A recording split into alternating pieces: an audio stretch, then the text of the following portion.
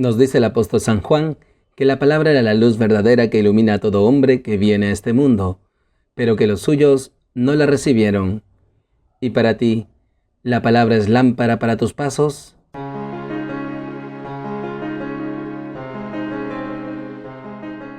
Bienvenidos queridos hermanos, soy el Padre Ángel Gabriel y nuevamente nos encontramos aquí en Lámpara para mis pasos, un espacio para alimentarnos de la palabra de Dios, para instruirnos en el Evangelio de Jesús. Hoy, lunes de la cuarta semana del tiempo ordinario, el Evangelio nos enseña sobre el endemoniado de Gerasa. Tomado del Evangelio según San Marcos. En aquel tiempo, Jesús y sus discípulos llegaron a la otra orilla del mar, a la región de los Gerasenos.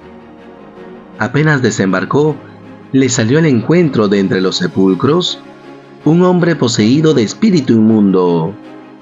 Y es que vivía entre los sepulcros, ni con cadenas podía ya nadie sujetarlo.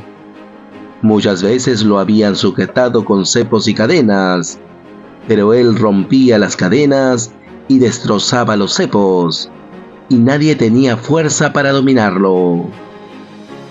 Se pasaba el día y la noche en los sepulcros y en los montes, gritando e hiriéndose con piedras.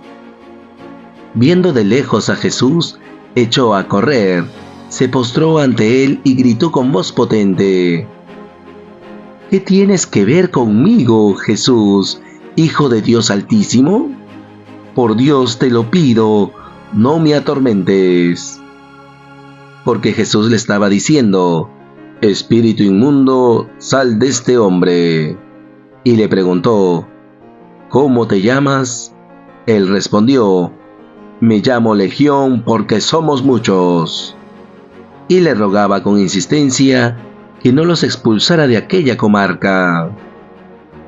Había cerca una gran piara de cerdos paciendo en la falda del monte. Los espíritus le rogaron: Envíanos a los cerdos para que entremos en ellos. Él se lo permitió. Los espíritus inmundos salieron del hombre y se metieron en los cerdos, y la piara, unos 2000, se abalanzó acantilado abajo al mar y se ahogó en el mar. Los porquerizos huyeron y dieron la noticia en la ciudad y en los campos, y la gente fue a ver qué había pasado. Se acercaron a Jesús y vieron al endemoniado que había tenido la legión, sentado, vestido y en su juicio, y se asustaron. Los que lo habían visto les contaron lo que había pasado al endemoniado y a los cerdos. Ellos le rogaban que se marchase de su comarca. Mientras se embarcaba, el que había estado poseído por el demonio le pidió que le permitiese estar con él, pero no se lo permitió, sino que le dijo: Vete a casa con los tuyos y anúnciales lo que el Señor ha hecho contigo y que ha tenido misericordia de ti. El hombre se marchó y empezó a proclamar por la Decápolis lo que Jesús había hecho con él. Todos se admiraban. Palabra del Señor. Gloria a ti, Señor Jesús. Queridos hermanos, seguimos caminando con Jesús en su ministerio público. Jesús había prometido a sus discípulos llegar a la otra orilla, y después de una gran tempestad, Jesús puso calma y cumplió su promesa. Llegaron a la otra orilla. Por eso hoy la palabra nos dice que en aquel tiempo Jesús y sus discípulos llegaron a la otra orilla del mar, a la región de los Gerasenos. Apenas desembarcó, le salió al encuentro de entre los sepulcros un hombre poseído de espíritu inmundo. Y queridos hermanos, miren cómo la palabra describe lo que el espíritu inmundo hacía. Vivía entre sepulcros, no podía ya nadie sujetarlo ni con cadenas, había roto las cadenas y había destrozado los cepos, y nadie tenía fuerza para dominarlo. Y este es el poder del pecado, queridos hermanos. El pecado nos ata, nos tiene esclavos, nos hace pensar que tenemos un gran poder, pero en realidad estamos esclavizados. Y por eso detalla la palabra: se pasaba el día y la noche en los sepulcros y en los montes, gritando e hiriéndose con piedras. Y es que realmente esto hace el pecado en nosotros, queridos hermanos. Nos hace daño, desfigura en nosotros esa imagen de Cristo que se nos ha regalado el día de nuestro bautismo. El pecado puede hacernos creer que lo podemos todo y sin embargo, al final solamente nos hiere y nos mata. Nos lleva a esa muerte eterna, a esa condenación eterna. Por eso, queridos hermanos, pidamos al Señor nos dé esta conciencia de la gravedad del pecado. Que no nos dejemos engañar, que a pesar de que sintamos que nos dan un gran poder, no obstante, realmente nos hace esclavo, nos hace perder el juicio y nos hace herirnos a cada uno de nosotros.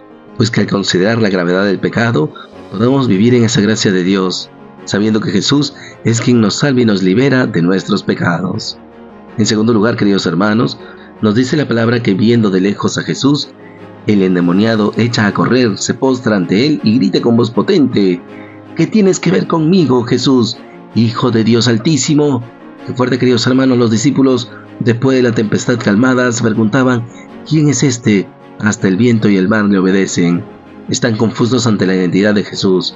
Sin embargo, como lo hemos visto antes, los demonios siempre proclaman a Jesús como el Hijo de Dios. Por Dios te lo pido, no me atormentes. Esto es muy interesante. El demonio pidiendo a Jesús en nombre de Dios que no lo atormenten.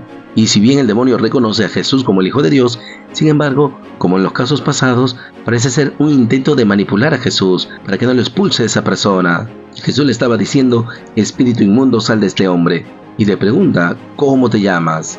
El espíritu inmundo responde: me llamo Legión porque somos muchos. Y es que esta es la gravedad del pecado, queridos hermanos. Y el endemoniado le rogaba con insistencia que no los expulsara de aquella comarca. Y cerca de esa comarca había una gran piara de cerdos paciendo en la falda del monte. Y los espíritus le ruegan a Jesús, le siguen rogando: envíanos a los cerdos para que entremos en ellos. Ellos no quieren irse de esta región.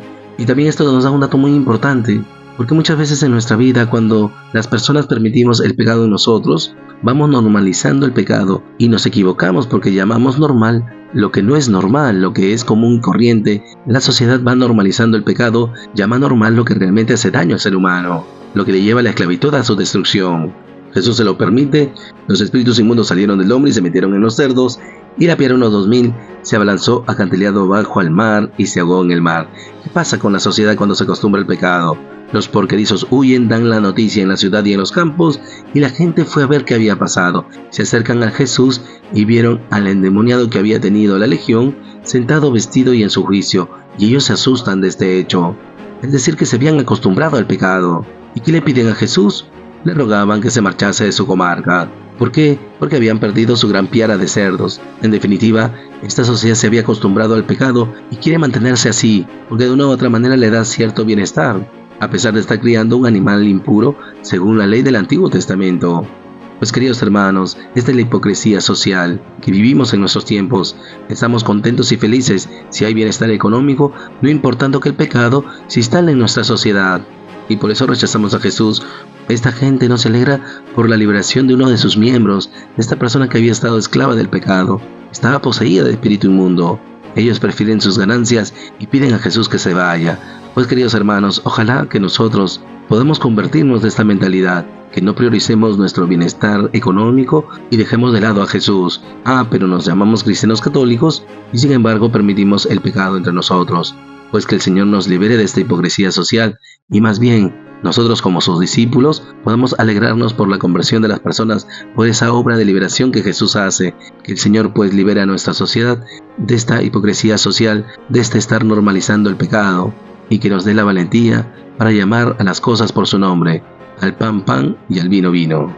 Y finalmente, queridos hermanos, nos dice la palabra que mientras Jesús embarcaba, el que había estado poseído por el demonio le pidió que le permitiese estar con él. Ese es el deseo de quien se está liberado por Jesús. Sin embargo, Jesús tiene una misión para cada uno de nosotros. Jesús no se lo permitió, sino que le dijo: vete a casa con los tuyos y anúnciales lo que el Señor ha hecho contigo y que ha tenido misericordia de ti. Qué bonito, hermano. Jesús nos libera para que nosotros anunciemos su misericordia allí en el lugar donde estamos. Estamos llamados a manifestar esa misericordia de Dios, las maravillas que Él ha hecho en nosotros. Y esto con alegría y sin miedo, como este hombre se marcha y empieza a proclamar por toda la Decápolis lo que Jesús había hecho con él, y todos se admiraban. Qué bonito, hermanos, que también nosotros nos renovemos en esta misión. Todo discípulo quien ha sido tocado por Jesús, liberado de sus pecados, cada uno de nosotros hemos de reflejar en nuestra vida la alegría del perdón, la alegría de la liberación. Que también nosotros, como este hombre, proclamemos en todo lugar lo que Jesús ha hecho con cada uno de nosotros, para que así puedan alabarle y glorificarle. Que el Señor pues nos dé esta fortaleza, esta valentía y esta gracia de anunciar sus misericordias a todos los que nos rodean, para que así muchos también puedan experimentar esa misericordia de Dios y puedan alabarle con corazón sincero. Que el Señor pues nos conceda esta alegría para anunciar sus misericordias.